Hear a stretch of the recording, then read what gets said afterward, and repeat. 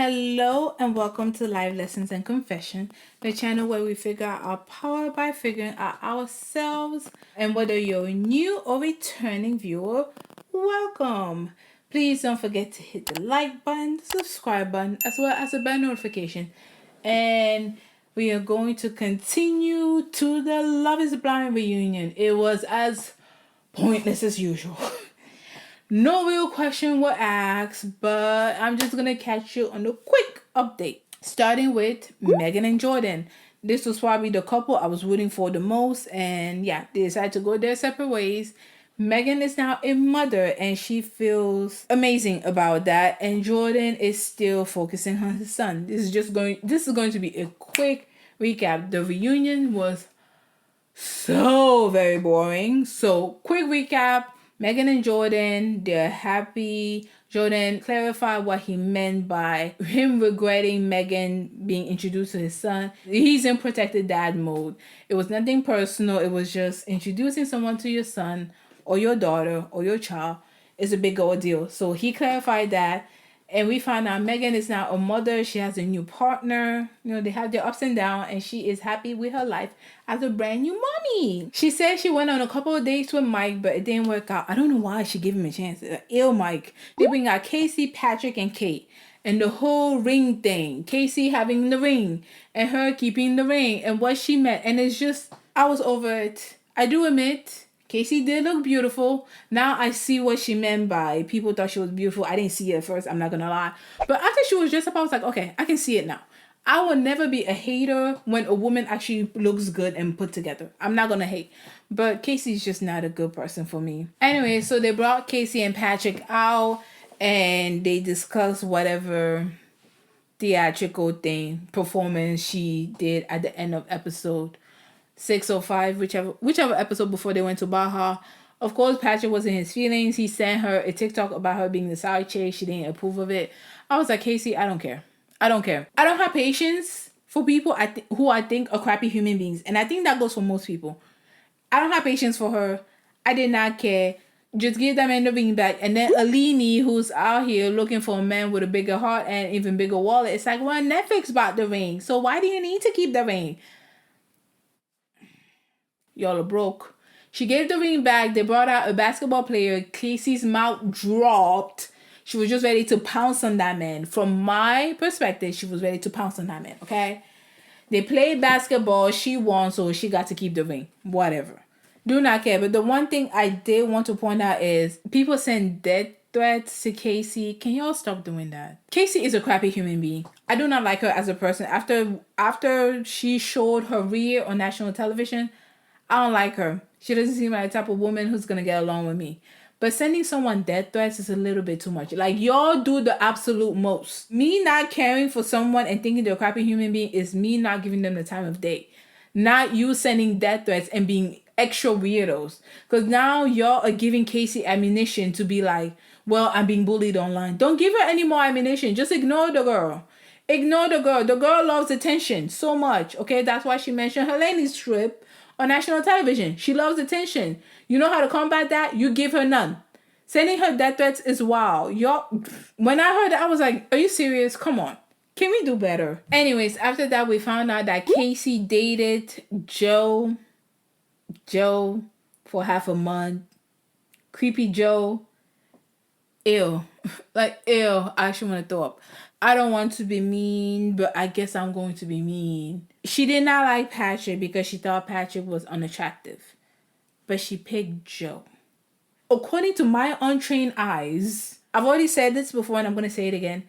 Patrick looks like the average Asian guy. On Asian beauty standard, Patrick was fit smack in the middle. He is average, okay? Not unattractive and not all that attractive. He is very much average. But on white people beauty standard, I think Joe fits in the less attractive category. Am I the only one? I did say my untrained eyes, so please let me know in the comment section below if I'm off. Because, like, according to Asian Standard of Beauty, Patrick is average, so Patrick is an average guy. That's why I kept saying, well, Patrick is an average guy. But according to white people Standard of Beauty, the Chad, is Joe not all the way at the bottom? I feel like average would be Jordan. he at least has some meat on him.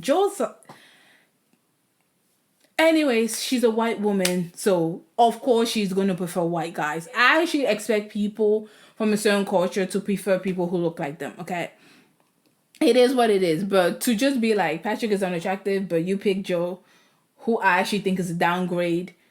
Okay. And Madison was there rolling her eyes, so the lattes, as some other YouTuber calls them, pointed to her why she rolling her eyes.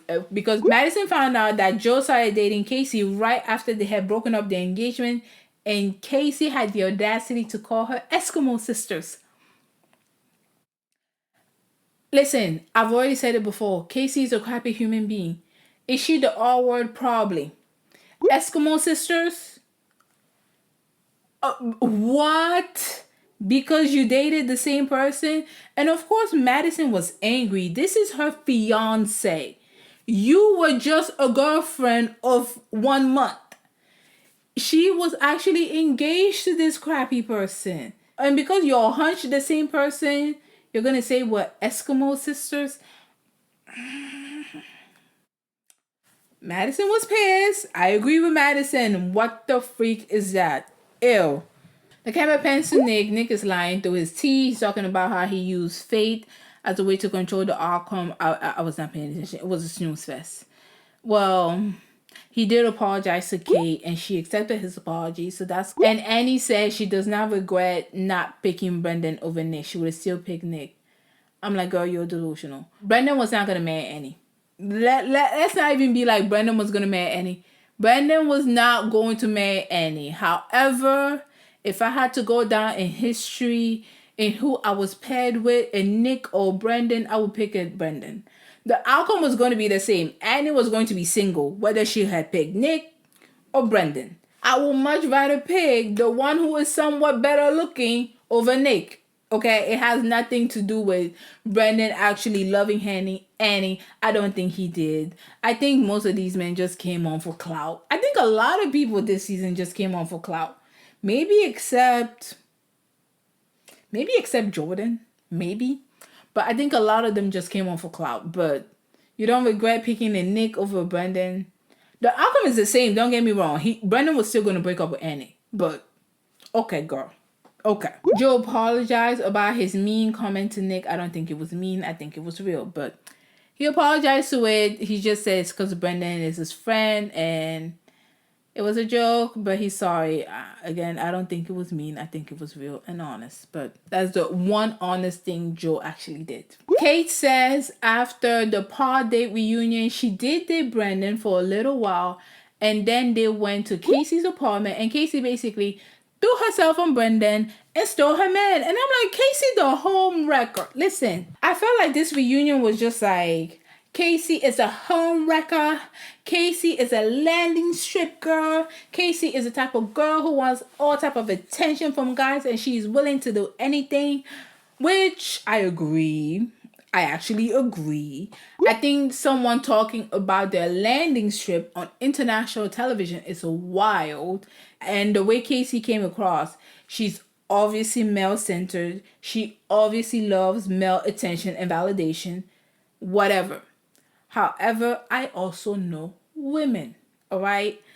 Casey is a crappy person. I do not need any more example of Casey being a crappy person. But my intuition was just like, are the girls being a little harsh on Casey? Hear me out. There are times when girls are in a group, they do not like this particular girl, and they will try to ostracize her. And the way to ostracize her is zeroing in everything she does. Look at her under a microscope. Something you will let slide for your friends. Oh, she is just doing this for this. Oh, she is just doing it for that. And I kind of felt like the women were already annoyed by Casey. They were already not feeling her vibe. It's clear Casey's not a girl's girl, obviously. But I feel like they judge her a little bit more. I don't actually think Brendan is a serious person. Going back to the Annie, Brendan, Nick thing, I don't think the outcome would have been different had she been with Brendan. Because I don't think Brendan came there to be married. I'm sorry. Do I still prefer him over Nick? Yes.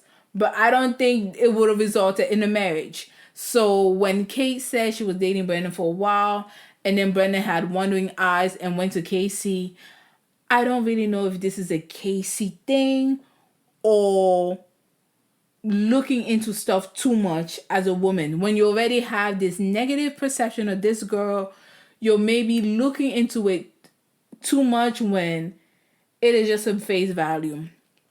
Casey did say that's not what happened, but who the heck is going to believe her? She's known to be not trustworthy. She's known to be a liar and a performer. Like, oh, you're breaking up with someone, but then you're tonguing them down ill. So it's like, but I also kind of felt like the ladies were a bit harsh on her. And I think it's because nobody likes Casey. When I listened to that from Kate, I was like, yeah, Kate, I get it, but Brendan does not come across as a serious person. I'm sorry.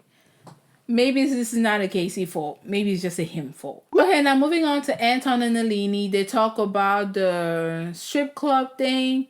Anton is like, yeah, I could see how she was angry about the strip club, but most guys go to the strip club. I was like, Anton, stop it right there. Stop it right there. Don't try to generalize strip clubs for most guys. Do a lot of men go to strip club? Yes, they do. But let's not be like most guys go to strip club. No, they do not. Okay, the ones who go to strip clubs go to strip clubs. The ones who do not go. Please don't try to generalize it. He tried to make it seem like it's just a guy thing. No, she wasn't okay with that. But in the same breath, she did not voice that she was not okay with that. Because apparently after that conversation with her and the boyfriend-girlfriend, she never talked to Anton about it. She never addressed anything about it. And she just kind of went along. So I've already said what I said. Ali's mission on this show was to put herself out into the public so that a man of means, a man with a big heart and an even bigger wallet, can slide into her DMs. I've said what I said, and I'm not taking that one back. But she did say one thing though. She did not like Anton's feet. When they got to Baja, the dogs were out and he was walking like this. And I was like, Alini, I'm going to have to agree on this one. Okay, I am sorry. I'm going to have to agree on this one. I personally do not like people who walk like a duck. And you might be like, well, Paula, what is walking like a duck? Usually, this is normal gait. 1 foot above the other. This is duck walk. People who walk and they're like toes on the outside, their heels on the inside. It's like, I don't know. That's an ick for me. I know it's stupid and immature and selfish of me. And I tell y'all, don't date immature people. But this one particular trait, I'm like, no. So, although I thought Alini's reason was immature, I kind of understood it. Sorry, not sorry. And now we move to KB and Edmund. This was so draining because the whole time Edmund has amnesia. Edmund does not know what happened. Edmund does not remember. KB talks about how she felt like his tears were manipulative, which it was. He tried to gaslight her. I don't know. I have amnesia. I'm a little toddler. I don't know nothing. This is a summary of KB and Edmund's reunion. KB talking about how she did not feel comfortable. He made her out to be a stereotype. On camera, he was one way. Behind camera, he was very dismissive, did not care about her. She would even cry to this man off camera. And he's like, I don't understand. Cold face. But on camera, I am fun. I am loving. Woo, ha, woo. He's loud. He's very loud. But now in the reunion, I have amnesia. I don't remember nothing. What did that happen? I don't know. I don't know. I've already said it before and I'm going to say it again. Edmund is immature. And it was right for them to break off. KB is better than me. I couldn't do it. Oh my gosh, that is so frustrating. To talk to a grown toddler is so frustrating. I don't have that type of patience. Kudos to her. Even in the midst of him denying every single thing that's happened because he has amnesia, she still reassured him. She was still there for him. And she still made sure to tell him he's worthy of love. At this point, I don't know if he is. Okay, it's a little bit harsh. She is worthy of love. But I'm like, Anyways, That is it for the quick recap of Love is Blind season 9, USA, Colorado. Oh, it was boring. I don't think we got any new updates other than Megan is now a mom.